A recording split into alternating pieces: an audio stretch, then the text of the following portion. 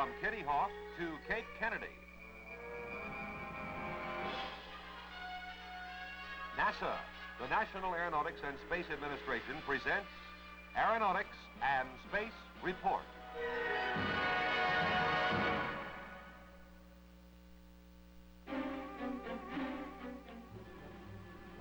STOL, that's the name for vertical or short takeoff and landing craft. Planes which can take off and land with little or no runway and yet fly forward at conventional speeds. What you see here are research craft, forerunners of future intercity transports. Both jet planes and propeller-driven craft are being tested. Generally, a prop-powered STOL would be used for short hauls, jets for the longer flights.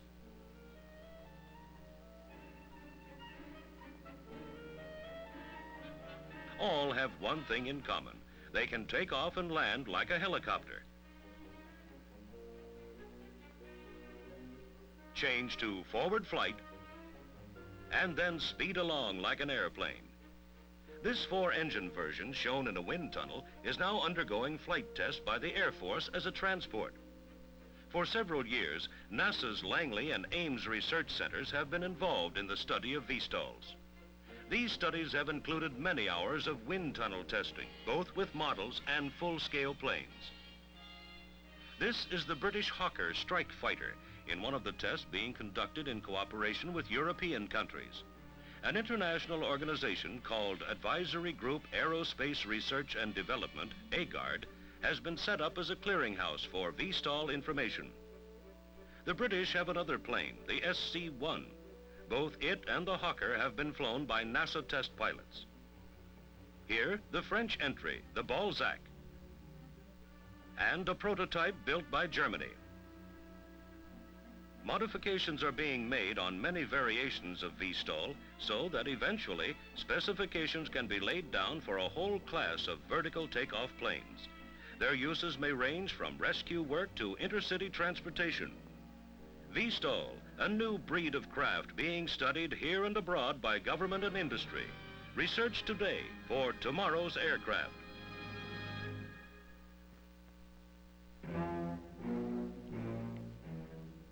The sun, a seething mass of turbulence and motion.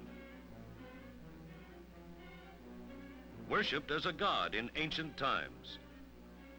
Its energy of utmost importance to everything living.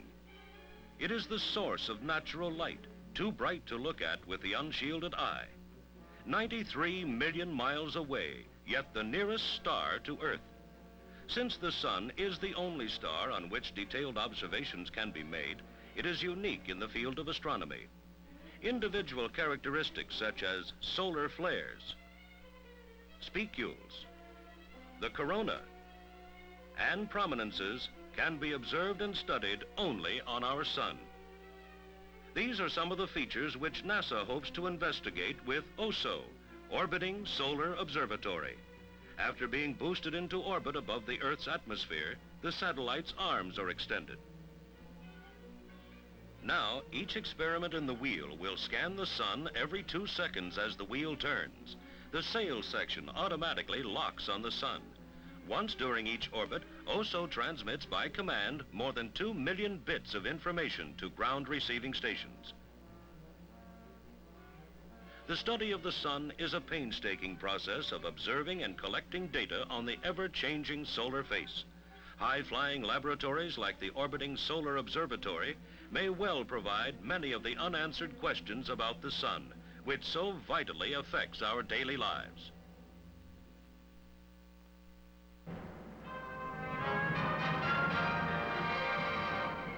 This has been an Aeronautics and Space Report, presented by NASA, the National Aeronautics and Space Administration.